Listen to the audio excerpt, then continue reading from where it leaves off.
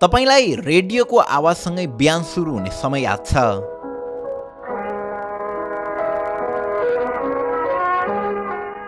YouTube, Spotify र अहिले earbuds जस्ता डिभाइसेस र एप्लिकेसन आउनुभन्दा पहिला अनि सबैको हात-हातमा मोबाइल फोन पुग्नु अघि धेरै नेपालीहरूको दिन रेडियोको समाचारसँगै सुरु।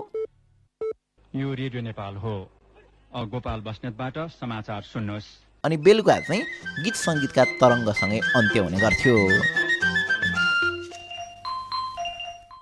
त्यति बेला हाम्रो घरलाई देशको हरेक कुना काप्चासँग जोड्ने माध्यम यही रेडियोको आवाज मात्र हुन्थ्यो।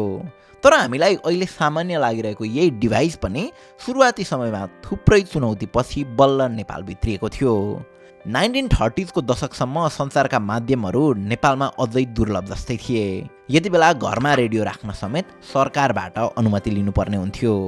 यसरी कुनै बेला अनुमति बिना खरिद गरिएका करिब 400 रेडियोहरूलाई जफत गरी सिंहदरबारमा राखिएको अनि पछि फिर्ता गरिएको कथा समेत हाम्रो इतिहासमा छन्।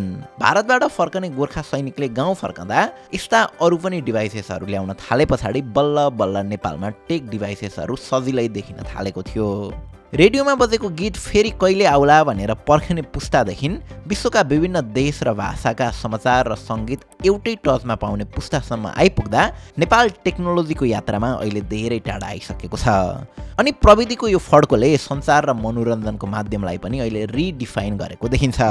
यही परिवर्तनको पिक समयमा नेपाली बजारमा मोडर्न टेक प्रोडक्टलाई इन्ट्रोड्युस गर्ने ब्रान्ड अल्टिमा लाइफस्टाइलको यात्रा भने पहिला ब्याट्री मात्रै बेच्ने एउटा सामान्य उद्यमको रूपमा सुरु भएको थियो।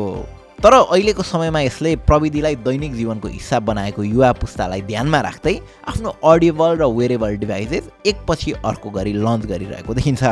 लामो समय मार्केट बुझ्नमा खर्च गरे पछाडि यो कम्पनीले अहिले ग्राहकले प्रोडक्टलाई अनबक्स गरेको पहिलो 30 सेकेन्ड्सको एक्सपिरियन्सलाई नै मार्केटिङ वेपनको रूपमा प्रयोग गरिरहेको छ। यसरी कहिले डिस्काउन्ट अफरबाट स्टोर बाहिर ग्राहकको भिड बटुल्नेदेखि आफ्नो इयरबड्स र एक्टिभ नोइज क्यान्सलेसन र 10 मिनट्समा चार्ज हुने जस्ता अरूभन्दा फरक फिचर लन्च गरी समय समयमा अटेन्सनको सेन्टरमा परेको अल्टिमा लाइफस्टाइलको सफलताले एउटा उत्पादनलाई लाइफस्टाइलसँग जोड्न सकिन्छ है भन्ने कन्सेप्टको इम्प्रेसन दिएको छ। तर आखिर ब्याट्री मात्रै बेच्ने भनी सुरु भएको एउटा सानो स्वदेशी कम्पनीले कसरी अहिले नेपालको टेक मार्केटमा गहिरो आइडेन्टिटी बनाउन सकिरहेको छ त?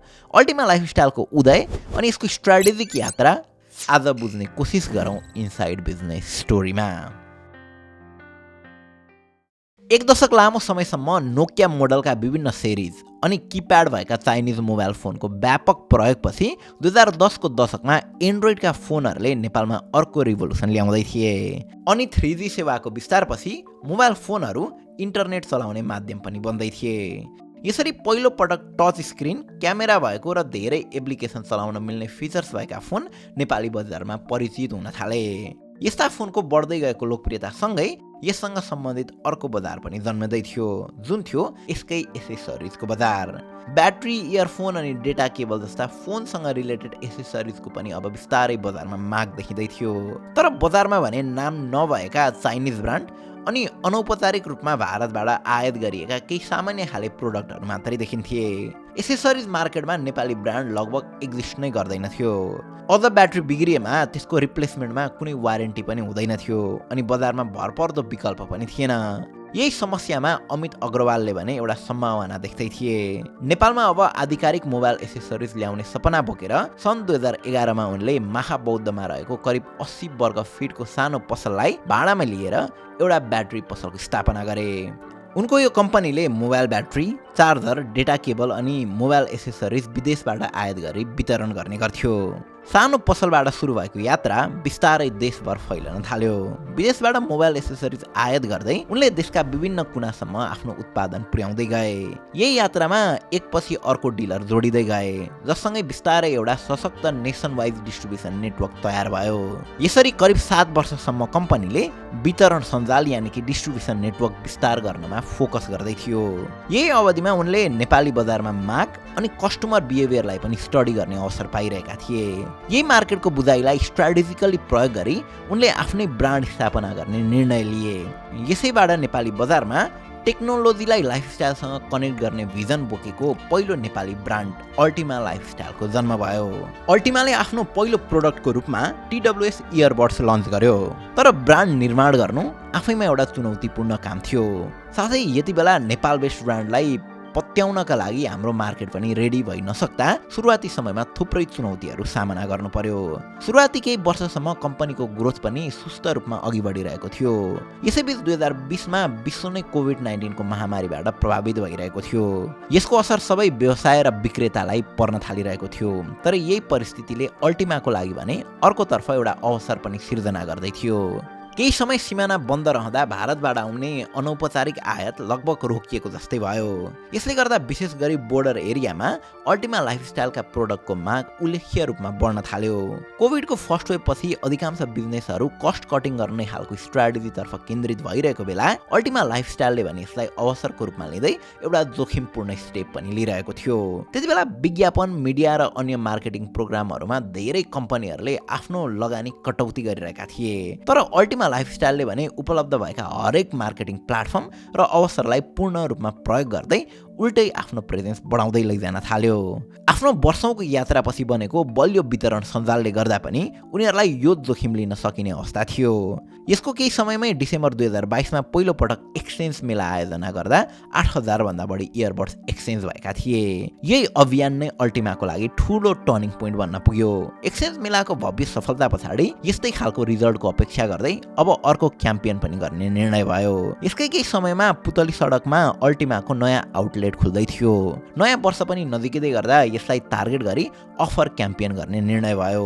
त्यसैले यही दिन नयाँ फ्युजन 360 इयरबड्सको लन्च गरी उद्घाटनको दिन आउटलेटमा आउने पहिलो 82 जना ग्राहकलाई वास्तविक मूल्य 3500 रहेको इयरबड्सलाई मात्र 365 मा उपलब्ध गराउने भनेर वेबसाइट र सोशल मिडिया मार्फत घोषणा भयो। यसको उद्देश्य धेरै ग्राहकलाई आफ्नो स्टोरसम्म ल्याउनु थियो। तर अभियानले यति धेरै चर्चा पायो कि यसले अल्टिमा लाइफस्टाइललाई नै उल्टै ब्याकफायर गर्न पुग्यो। 82 जनालाई टार्गेट गरिएको क्याम्पेनमा इयरबड्स किन्न स्टोर बाहिर करिब 7000 कस्टमरको भिड जम्मा भयो। सिचुएसन आउट अफ कन्ट्रोल हुँदै जाँदा अन्त्यमा अल्टिमा लाइफस्टाइललाई स्क्यामरको ट्याग लाग्यो अनि विभिन्न आलोचना खेप्नु पर्यो। तर मार्केटिङमा कहिलेकाहीँ आलोचनाले पनि मानिसको ध्यान तानेर वर्षौंको विज्ञापनले दिन नसकेको एक्सपोजर दिन सक्छ। अल्टिमा लाइफस्टाइलको यात्रामा पुतली सडकको यो घटना पनि यस्तै एउटा माध्यम बन्न पुग्यो। विवादपछि अल्टिमाले केवल चर्चा मात्र पाएन, त्यो चर्चालाई व्यावसायिक ग्रोथमा रूपान्तरण गर्ने प्रयास पनि गर्यो। ब्रान्डले आफ्नो ध्यान 3 कुरामा केन्द्रित गर्यो: बिस्तारै ट्रस्ट डेभलप गर्ने, उत्पादनलाई विस्तार गर्ने र वितरण सञ्जाल अझ बलियो बनाउने। सामाजिक सञ्जालमा त्यो घटना पछाडि धेरै मानिसले पहिलो पटक अल्टिमाको नाम सुने। त्यसपछि कम्पनीले ग्राहक सेवा सुधार्ने प्रयाससँगै नयाँ नयाँ अडियो तथा वायरलेस उत्पादनहरू बजारमा ल्याउन थाल्यो। अनि पहुँच बढाउनका लागि अनलाइन प्लेटफर्म्सहरूमा पनि एग्रेसिभली प्रोडक्ट विस्तार गरियो। विशेष गरी दराज जस्ता ई-कमर्स प्लेटफर्ममा ब्रान्डको उपस्थिति बढ्दै जान थाल्यो। रिपोर्ट अनुसार 2023मा कम्पनीले अघिल्लो वर्षको तुलनामा करिब 700% सेल्स ग्रोथ वृद्धि गरेको थियो। यही वर्ष मात्र 26,000 भन्दा बढी अर्डर प्रोसेस गरिएको थियो भने नोभेम्बरको महिनामा मात्र 13,000 भन्दा बढी अर्डर आएको थियो। यस्तो ग्रोथ केवल बिक्रीमा मात्र नभई कम्पनीको ओभरअल पोर्टफोलियोमा पनि देखिँदै थियो। अल्टिमाले दराज सेलर समिटमा सेलर अफ द इयर 2023 को अवार्ड जित्यो, जहाँ हजारौं विक्रेता मध्ये अल्टिमा लाइफस्टाइल दराजको सेलर भएर उत्कृष्ट पर्फर्म गर्ने ब्रान्डको रूपमा स्थापित भयो। पब्लिक रिपोर्ट अनुसार कम्पनीले त्यसपछि लगातार 3 वर्षसम्म यो उपलब्धि कायम राख्न सफल भएको छ। यसैबीच कम्पनीको स्टोरको एक्सपान्सन पनि तीव्र हुँदै गयो। सुरुवातमा सानो एसेसरिज व्यवसायबाट यात्रा सुरु गरेको ब्रान्डले अहिले काठमाडौँ उपत्यका बाहिर समेत आफ्नो नेटवर्क फैलाउँदै गएको छ। अहिलेसम्म यसको नयाँ बानेश्वर, महाबौद्ध, चितवन, धरान गरी 9 वटा आउटलेट सञ्चालनमा आएका छन्। अडियो, स्मार्ट वाच र वेरेबल उत्पादनमा केन्द्रित रहेको कम्पनीले पछि अन्य एसेसरिजका सेगमेन्ट थप्दै आफ्नो प्रोडक्ट एक्सपान्सनका दायरा 60 भन्दा बढी प्रोडक्टसम्म पुर्याएको छ। आज कम्पनीको पोर्टफोलियोमा true wireless stereo, TWS earbuds, neckband earbuds, smart watch लगायत प्रोडक्ट्सहरू पनि समेटिएका छन्। अल्टिमाका प्रोडक्टहरू विशेष गरी नेपाली युवा पुस्तालाई लक्षित गरेर डिजाइन गरिएको देखिन्छ। लामो ब्याट्री ब्याकअप, गेमिङका लागि लो डेन्सिटी मोड, ENC यानि कि environmental noise cancellation, touch control, fast charging जस्ता फिचर्स इयरपड्सको विभिन्न मोडलहरूमा समावेश गरिएका छन्। अझ हालसालै अल्टिमा लाइफस्टाइलले सोनीसँगको पार्टनरसिपमा LDAC प्लसको लाइसेन्स साथै हाई रेजोल्युसन अडियो सर्टिफिकेसन प्राप्त गर्ने पहिलो नेपाली ब्रान्ड बनेको छ। यो पार्टनरसिपपछि अल्टिमाले आफ्नो प्रोडक्टमा सोनीको एडभान्स खाले वायरलेस अडियो टेक्नोलोजी प्रयोग गर्न सक्नेछ। हाई रेज अडियो सर्टिफिकेसनले अन्तर्राष्ट्रिय अडियो क्वालिटी मापदण्ड पुरा गरेको कुरा देखाउँछ। LDAC भनेको सोनीले विकसित गरेको एउटा अडियो कोडेक हो जसले सामान्य ब्लुटुथ ट्रान्समिसनको तुलनामा 3 गुणासम्म बढी डेटा फ्लो गर्ने र स्टुडियो अडियोको फिचर्स भएको हुन्छ। सोनी जस्तो ग्लोबल टेक्नोलोजिकल टाइटनसँग पार्टनरसिप गर्ने जस्तो मुभले नेपाली ब्रान्डहरूले पनि विश्वस्तरीय प्रविधि र गुणस्तर हासिल गर्न सक्छन् भन्ने सन्देश दिएको छ, जसले अल्टिमाको ब्रान्ड इमेजमा समेत सकारात्मक प्रभाव पार्न सक्छ। यसले ब्रान्डलाई फर्स्ट मुभर एडभान्टेज त दिन्छ नै, अझ भविष्यमा अन्य हाई एन्ड कम्पनीहरूको साझेदारीका लागि पनि ढोका खोल्न सक्छ। अल्टिमा लाइफस्टाइलले आफ्नो स्मार्ट वाचलाई पनि फेसनमा मात्र नभई डेली लाइफ एसिस्टेन्टको रूपमा प्रेजेन्ट गर्ने प्रयास गरेको छ। यसको स्मार्ट वाचहरूमा हार्ट मोनिटरिङ, SpO2 मापन, sleep monitoring, game mode, bluetooth calling, AI voice assistant र एमुलेट डिस्प्ले जस्ता सुविधा धेरै मोडलमा समावेश गरिएका छन्। अर्को इन्ट्रेस्टिङ कुरा भनेको चाहिँ अल्टिमाले आफ्नो उत्पादनको डिजाइनदेखि प्याकेजिङमा पनि विशेष ध्यान दिने गरेको छ, जसले गर्दा अनबक्सिङ एक्सपिरियन्सलाई पनि सोसल मिडियामा सेयर गर्ने अहिलेको कल्चरलाई बुझेर मार्केटिङ टुलको रूपमा प्रयोग गरिएको छ। अहिलेको समयमा प्रोडक्टको फिचर्स मात्र नभई एपियरेन्सलाई पनि स्ट्राटेजिकली प्रयोग गर्न सकिने कुरा ब्रान्डले चाँडै बुझेको जस्तो देखिन्छ। अल्टिमाको टिम स्ट्रक्चर हेर्दा पनि यस्ता कदमलाई अनौठो मान्नु पर्दैन, किनभने युवा सोचको बाहुलत रहेको टिमले टेक्नोलोजीको माग सँगसँगै ट्रेन्डको माग पनि छिट्टै पहिचान गरिरहेको छ, जसले गर्दा आफूलाई बारम्बार युथ सेन्ट्रिक ब्रान्डको रूपमा प्रस्तुत गर्दै आएको छ। आजको समयमा अल्टिमा लाइफस्टाइलले नेपालको समग्र वायरलेस र अडियो बजारमा करिब 20 देखि 25% को बलियो हिस्सा ओगटेको छ। यसले गर्दा अल्टिमाले धेरै विदेशी ब्रान्डहरूलाई पछि पार्दै आफूलाई नेपाली उपभोक्ताको रोजाइमा पर्ने ब्रान्डको रूपमा उभिआएको छ। एक समय नेपालमा रेडियो जस्ता सामान्य टेक्नोलोजी भित्रिन समेत धेरै सङ्घर्ष गर्नु परेको थियो।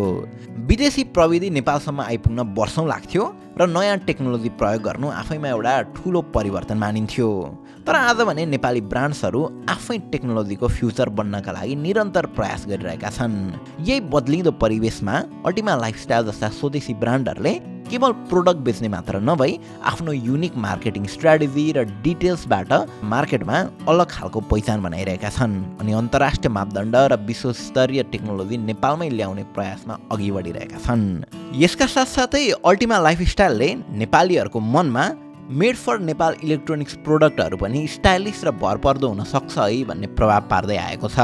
इलेक्ट्रोनिक्स इन्डस्ट्रीमा यही पर्सेप्सन बदल्नु नै सायद प्रोडक्ट बनाउनु भन्दा पनि धेरै महत्त्वपूर्ण काम हो।